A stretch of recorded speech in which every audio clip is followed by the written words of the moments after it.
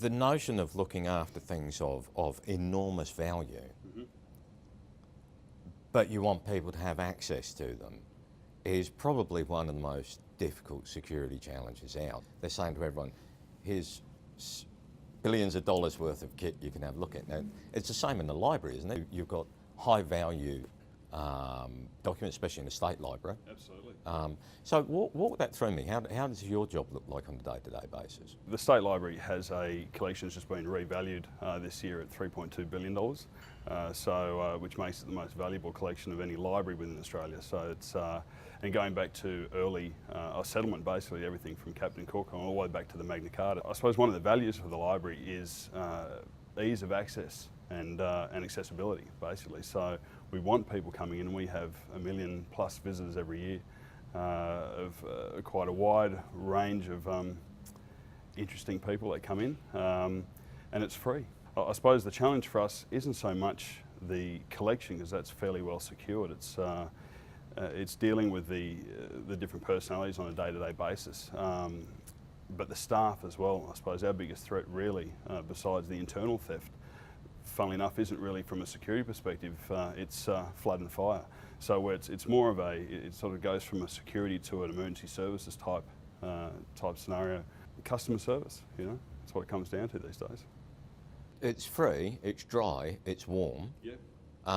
Does that create a problem with say, homeless people and people like that coming in just to hang out, not necessarily use it as a library, but someone to keep dry and warm? Absolutely. Look, we have a large homeless community around, certainly around Sydney. You'll see, and it's an ongoing problem. We've had a program going over the last probably 8 to 9 months now, where we've been involved with Sydney Council, Sydney City LAC, Department of Family and Community Services, to see how we can, I suppose, in some respect, help them, possibly rehouse them, but also work in with them. So setting ground rules about times they can be around there, the behaviours in the area as well. And we actually encourage them to come in. We encourage them to actually, I know it sounds a bit strange, but we encourage them to sleep and use the library as a shelter at night time. They can feel secure knowing that we have 24-hour security there to look after them around that area. So the engagement has been, I suppose, probably one of the positive things, and we're starting to see some results. But given where we are within the CBD, we also attract a lot of people with mental health issues, drug problems, and then everything from the academics and the scholars to the students and tourists, and it's an interesting mix. How do you go about that? What have you got to work with in terms of, say, manpower, and how do you go about meeting your objectives? We've gone through an interesting transition over the last few years. So up until just under 2 years ago, the library was as all internal staff. So we had and I know some of Adam has the internal model, and we had that I think 22 internal staff from a security perspective. The library went through a mass redundancy, and we lost 125 staff all up. So basically a quarter of the personnel made redundant. So that went from 450 down to about 315, and the 22 security staff went to 4. So we lost all that, and most of them had been there for sort of 10, 20 plus years. They decided that the hybrid model of outsource would actually save some money, which is an interesting concept, really, because it doesn't, funnily enough. But we lost all the IP essentially. So the biggest challenge with that really was the staff, the library staff. So there's this ingrained culture within the library. Most of the library staff have been there for sort of 20, 30 years, and there was a real resentment towards the fact that their colleagues had been retrenched or made redundant, but the security staff had been replaced by contractors, and really was there a saving? And what was the actual benefit to the library? Trying to get them to accept our contractor provider, library-wide, but probably the greatest challenge is getting the 4 remaining security personnel to accept that, hey, this is the way of the future, it's not going back to the way it was. And I think it's getting a little bit easier now, knowing that we have these efficiency dividends, as the bad government likes to call it, which is basically cut money out of your budget, and certainly off from your personnel side of things. So they realise that we can't sort of go back to those days. The inevitability of it's finally sunk in that they have to work together. But no, it's probably been the biggest challenge, I think. In terms of your personal aspiration in terms of the industry, Where do you see yourself going from a job like head of security for the State Library? This is my first foray into the public sector, and it's been interesting.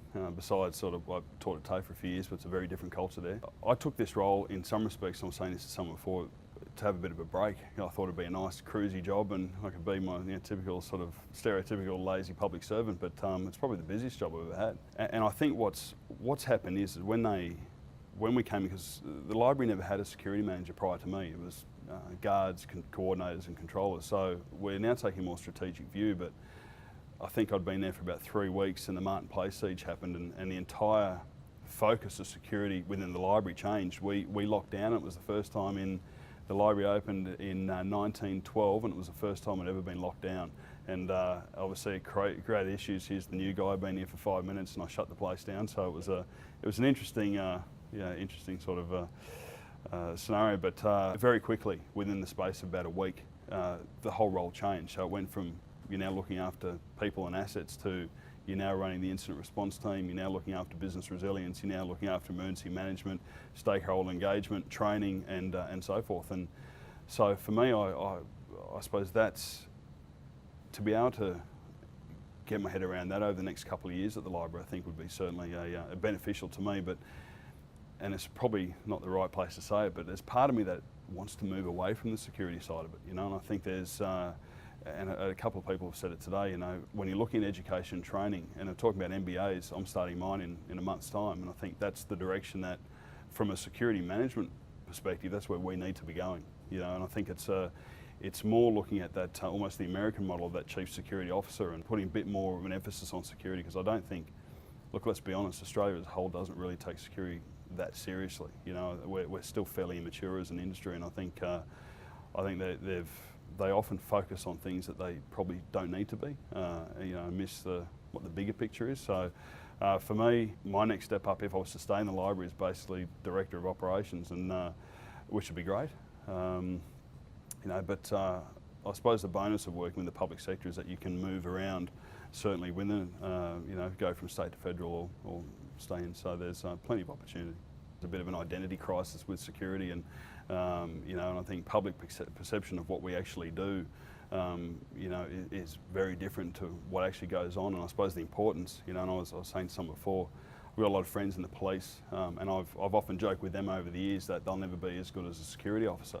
And when they sort of say why, and I said because we stop crime, you turn up after it happens. And while we have a bit of a laugh about it, the reality is, security is the front line. New South Wales alone, there's I think 15,000 police for the whole state. There's 45,000 security officers. It's an untapped resource, really. And I don't think that we're working together. I think the bonus at the library, and certainly Martin Place was like everywhere, we're a fairly reactive organisation. Martin Place was great for us in the fact that it now brought the focus, seeing as we sit in that group. We're now on committees with Martin Place Precinct Group, Rocks Police, and we have that communication, we have that collaboration now. So the police, we're doing training with the police, we're now tying them into our communications and camera systems, and and it's putting that, I suppose, that exposure for the library that we never had before. And that was one of the astonishing things about Martin Place was, and I've spoken at length with the police, was the lack of coordination amongst security managers. Yeah. I said, you could actually go a long way to controlling the public in the CBD just by knowing the top 20 security managers. Yeah. Because they have access to their entire organisation. You could have tamped down a lot of the fear if you had a way of communicating directly with them, which they do in the UK with Griffin and stuff like that. But for some reason, nobody's ever really tackled it, and maybe, as you say, this may just prompt people to think, well, maybe we can do this. But we have people shutting down buildings totally unnecessarily, in my view, for something that was happening in Martin Place, and way beyond Queen Victoria Building, they were shutting the buildings down. What we sort of found on Martin Place was that the media coverage was getting out, and we're getting mixed messages, and there wasn't a single point that we could go to as an organisation and say what exactly is actually happening here. So I'm liaising with the security manager from Parliament House, whose staff, because they're all special constables, have the VKG radio, so they were hearing the live sort of updates. I was talking to the police on the street who were going, we think there's a bomb in a train somewhere, there's a bomb down at the Opera House, and they're shutting the station. So we're getting all these mixed messages, and part of that was, in some respects, why we end up closing down. But I suppose that probably the most proactive thing, and we've got a business continuity plan in place. Funnily enough, it didn't talk anything about terrorism attacks, so when it was done, there was a whole thing that it left out. So we ran it ad hoc, and basically the way we dealt with it is we got all the fire wardens into the auditorium, said, hey, this is what's going on, this is what's really happening compared to what you're listening on the news, calm everyone down, and it worked a treat, you know, and pass it on to even the clients in the library. And it was, when we decided, yeah, look, it's probably best that we get out, it was probably the easiest evacuation I've ever done. But I think, as you said, the bonus of that is we now have that Martin Place group, you know, and we have regular communication and updates, and it's certainly been an advantage. And it also demonstrated that we can't operate in our own little bubble. This was something that happened in a cafe, yeah, of all places. Like, who would have thought that something happening in a cafe could bring the CBD to a close down? Yeah. And you go to continuity plans, and it doesn't say anything in there about someone in a cafe. No, and I think, and it's interesting, if you going to the wider CBD community, and certainly we look at the Martin Place side of things, if you look at what's currently happening in the CBD, they've shut down George Street, you know, the response times essentially doubled for emergency services. I know that a lot of the businesses down in the precinct hadn't updated emergency management plans. You know, the police are saying to people, please don't come into the city. City Council saying, everyone, you should come in. You know, I know this month they've got a 5 P&O cruise ships coming in formation up the harbour, and they want everybody to come down and have a look at it. At the same time, it's protest season.